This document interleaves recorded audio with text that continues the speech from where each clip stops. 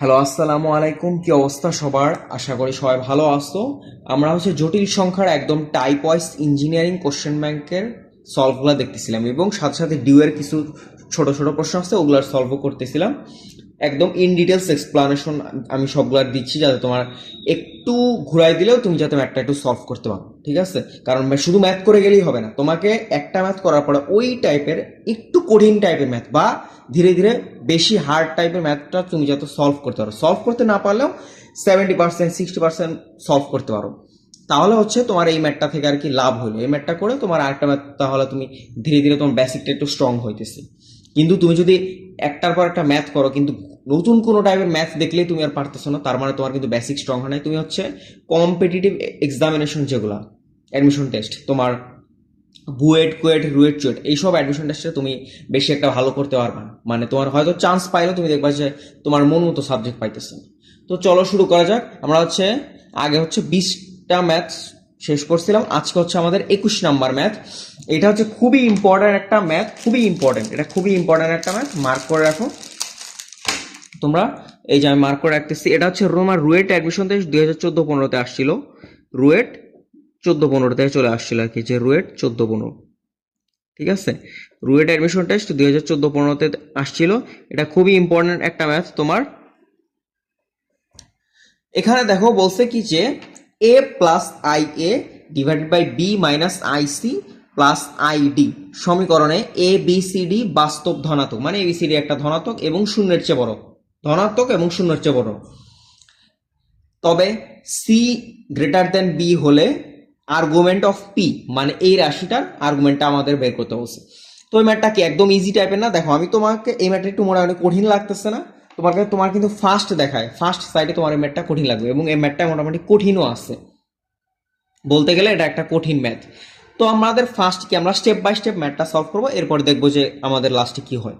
দেখো P is equal to কি, A plus I A divide by B minus I C plus I D আছে। তাহলে এখানে দেখো আমাদের ফার্স্ট এই অংশটাকে আমরা ভাঙায় ফেলবো। তাহলে দেখো এরকম যদি একটা কোনো পার্ট থাকে, কোনো একটা যদি জটিল রাশি থাকে, লব বাই হর আকারে যদি কোনো একটা জটিল রাশি থাকে, তাহলে সেক্ষেত্রে আমাদের ফার্স্ট কাজটা কি?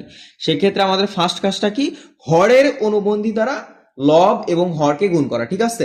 হরের অনুবন্ধী দ্বারা লব এবং হরকে গুণ করা।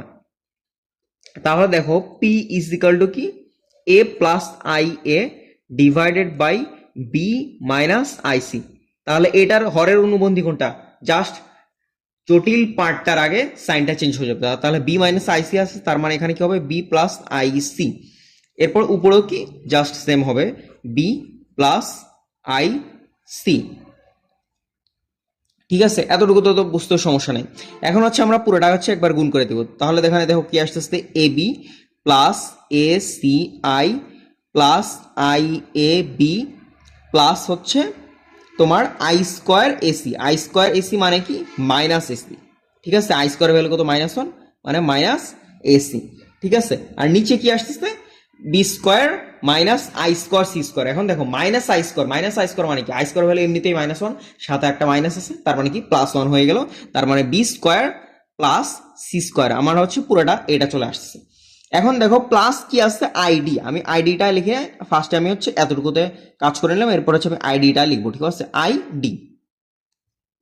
এখন দেখো এইটাকে আমাদের জাস্ট জটিল পার্ট এবং বাস্তব পার্টটা আলাদা করতে হবে। আমরা কেন করতেছি দেখো, তোমাকে ফার্স্টে বের করতে বলছি কি, যে প্রশ্ন দেখো আর্গুমেন্ট অফ পি। আর্গুমেন্টের কাজটা কি, tan inversion of determinant of, মানে তোমার মডুলাস অফ তোমার অবাস্তব অংশের পার্ট ডিভাইডেড বাই তোমার বাস্তব অংশের পার্ট, ঠিক আছে? জটিল পার্ট ডিভাইড বাই বাস্তব পার্ট। তার মানে আমাদের এই যে রাশিটা থেকে আমাদের ফার্স্টে জটিল পার্ট এবং বাস্তব পার্টটাকে আমাদের আলাদা করতে হবে। তাহলে দেখো এ বি মাইনাস এসি, তাহলে এটা কমন চলে আসতেছে, তার মানে কি B minus C divide plus দেখো আইটা কমন নিলে কি আসতেছে, আই। এখন দেখো আমরা শুধু আই কমন নিব, আমরা আই এ কমন নিব, কারণ এখানেও এটা কমন আসছে। তাহলে আই এ কমন নিলে কি আসতেছে, বি প্লাস সি, ঠিক আছে? এটা চলে আসতেছে। আর নিচে কি আসতেছে, B square plus C square, ঠিক আছে? প্লাস আই ডি, ঠিক আছে? এখন দেখো আমরা করব কি, আমরা পুরাটা থেকে এই যে বাস্তব পার্টটা আর অবাস্তব পার্টটা আলাদা করে ফেলবো। এইখান থেকে দেখো A into B minus C divided by B square plus C square. এই পুরোটা কি বাস্তব পার্ট, এখানে আই যুক্ত কোনো পার্ট আছে? কোনো পার্ট নাই। আর আরেকটা কি আমাদের অবাস্তব part, I into A into B plus C divided by কি B square plus C square plus কি I into D, I D. তাহলে দেখো আমাদের টোটাল অবাস্তব পার্টটা কি আসতেছে, আমাদের টোটাল অবাস্তব পার্টটা আসতেছে তোমার এই যে এইটা হচ্ছে আমাদের কি টোটাল অবাস্তব পার্টটা, ঠিক আছে। আর এইটা হচ্ছে আমাদের কি বাস্তব পার্টটা, এটা হচ্ছে আমাদের কি বাস্তব পার্টটা, এটা হচ্ছে আমাদের কি বাস্তব পার্টটা। এখন দেখো এটা আমরা অন্য আরেকটা পৃষ্ঠায় লিখি সুন্দর করে টোটাল। তাহলে আমরা হচ্ছে ফার্স্টে কি বাস্তব এবং অবাস্তব পার্টটা পেয়ে গেলাম। এখন দেখো এখানে কি আইটা কমন আসছে না, এই যে দেখো আই ইন্টু তোমার A into B plus C divide by B square plus C square plus I into D. তাহলে এখানে আমাদের আইটা কমন আছে, তাহলে এখানে আমাদের দেখো এই অংশটা আমাদের থাক, ঠিক আছে, এই অংশটা প্লাস এই অংশটা তো থাকলোই, প্লাস আইটা যদি আমরা কমন নিয়ে নিই তাহলে কি আসতেছে A into B plus C divided by B square plus C square plus হচ্ছে ডি, ঠিক আছে। তাহলে কারণ আইটা তো কমন নিয়ে আসছি। এখন দেখো এটাকে আমরা আর একটু ভাঙাইতে পারি, সেটা কি একবারে দেখো চলে আসতেছে, আমরা পুরো রাশিটা এখন একবারে লিখে ফেলবো। সেটা কি দেখো A into B minus C divided by B square plus C square plus আইটা তো পুরোটা চলে আসতেছে। এখন দেখো পুরোটা আমাদের কি আসবে A into B plus C plus D into B square plus C square, এই যে এটা ডিরেক্ট গুণ হয়ে গেল B square plus C square, এটা ডিরেক্ট গুণ হয়ে গেল divided by B square plus C square, ঠিক আছে।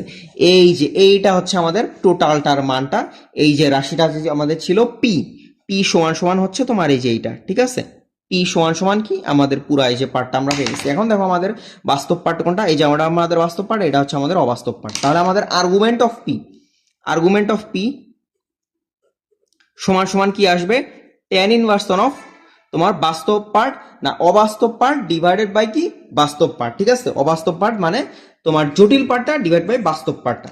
তাহলে দেখো এখানে বি স্কোয়ার প্লাস সি স্কোয়ারটা কিন্তু কমন, তাহলে এই নিচে এইটা এবং এইটা টোটালি কি কাটাকাটি চলে যেতেছে। তাহলে এখানে কি আসবে tan inversion of A into B plus C plus D into B square plus C square divided by A into B minus C, A into B minus C.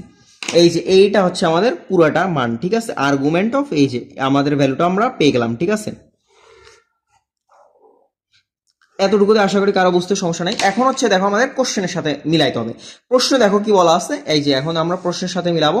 প্রশ্ন দেখো কি বলা আছে যে তোমার এবিসিডি চারটাই বাস্তব ধনাত্মক, হ্যাঁ ফার্স্টেরটা আমার, তার মানে আমাদের উপরের লবের মানটা পজিটিভ হয়ে যাবে। কারণটা কি সবগুলা এখানে হচ্ছে তোমার পজিটিভ এবং প্লাস করা আছে, লবের মানটা পজিটিভ হয়ে যাবে। এবং দেখো C is greater than B, এখানে দেখো বি মাইনাস সি, তার মানে কি সি এর মানটা যদি বড় হয় তার মানে নিচের পার্টটা কি নেগেটিভ হয়ে যাচ্ছে না, নিচের পার্টটা হয়ে যাচ্ছে নেগেটিভ, ঠিক আছে। উপরের পার্টটা পজিটিভ এবং নিচের পার্টটা কি নেগেটিভ, উপরের পার্টটা পজিটিভ এবং নিচের পার্টটা কি নেগেটিভ। সেই ক্ষেত্রে আমাদের করতে হবে কি তোমার দেখো tan ইনভার্সন অফ একটা মান কি নেগেটিভ চলে আসতেছে, প্লাস বাই মাইনাস, তার মানে কি মাইনাস চলে আসতেছে। এখন দেখো tan এর মান কোন চতুর্ভাগে তোমার ঋণাত্মক, ফার্স্ট চতুর্ভাগে সাইন কস tan কট সব সেক কোসেক সবগুলা হচ্ছে তোমার পজিটিভ, সেকেন্ড কোয়াড্রেন্টে সাইন এবং কোসেক পজিটিভ, থার্ড কোয়াড্রেন্টে tan এবং কট পজিটিভ, ফোর্থ কোয়াড্রেন্টে সেক এবং কজটা হচ্ছে পজিটিভ। তার মানে সেকেন্ড কোয়াড্রেন্ট এবং থার্ড কোয়াড্রেন্টে আমাদের হচ্ছে tan এর মানটা হবে কি নেগেটিভ, ঠিক আছে। সেকেন্ড কোয়াড্রেন্ট এবং থার্ড কোয়াড্রেন্টে আমাদের tan এর মানটা কি নেগেটিভ হবে। সেকেন্ড কোয়াড্রেন্ট এবং থার্ড কোয়াড্রেন্টে যদি আমাদের tan এর মানটা নেগেটিভ হয় সেক্ষেত্রে আমাদের থিটার ভ্যালুটা কি হবে, তাহলে এই যে আর্গুমেন্ট অফ পি, এখানে যদি তোমার tan ইনভার্স অফ নেগেটিভ কিছু দিয়ে দাও তাহলে আমাদের কি সেকেন্ড কোয়াড্রেন্ট এবং থার্ড কোয়াড্রেন্ট, সেকেন্ড কোয়াড্রেন্টের ক্ষেত্রে আমাদের অ্যাঙ্গেলটা কিভাবে লিখতে পারি, সেকেন্ড কোয়াড্রেন্টের ক্ষেত্রে আমরা অ্যাঙ্গেলটা লিখতে পারি হচ্ছে 90 ডিগ্রি। 90 ডিগ্রি তো হচ্ছে তোমার এই যে একটা চতুর্ভাগ আঁকলাম, ধরো এইটা হচ্ছে আমার 90 ডিগ্রি, 90 ডিগ্রি কিন্তু হইতে পারবে না, তার মানে 90 ডিগ্রি থেকে বড় এবং থিটার ভ্যালু কত হবে 180 ডিগ্রির থেকে ছোট, ঠিক আছে, 180 ডিগ্রি থেকে ছোট।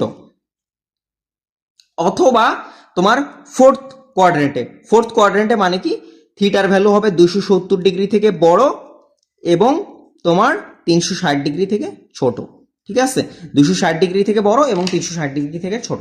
তো আশা করি এই ম্যাটটা একদম ইন ডিটেলসে বুঝাই দিলাম, সবাই ভালোভাবে বুঝতে পারছো। সবার জন্য শুভকামনা। আসসালামু আলাইকুম। পরের ক্লাসে আমরা হচ্ছে আরেকটু জটিল টাইপের ম্যাথ দেখবো। এর আগের যে 20টা ম্যাথ দেখছো তোমরা এই ম্যাথগুলো একটু রিকভার করার চেষ্টা করো, মানে একটু রিকল করার চেষ্টা করো। তোমরা এই ম্যাথগুলো কিন্তু সব মোটামুটি ইজি ছিল। এরপর হচ্ছে আমরা ধীরে ধীরে কঠিন যাইতেছি, 22, 23, 24, 25 এগুলো মোটামুটি খুব বেশি কঠিন থাকবে আর কি। তো সবাই আগের ম্যাথগুলো একটু প্র্যাকটিস করো ভালোভাবে, যাতে এই ম্যাথগুলো আমি বুঝাইলে তুমি বুঝতে পারো আর কি। সবার জন্য শুভকামনা। আসসালামু আলাইকুম।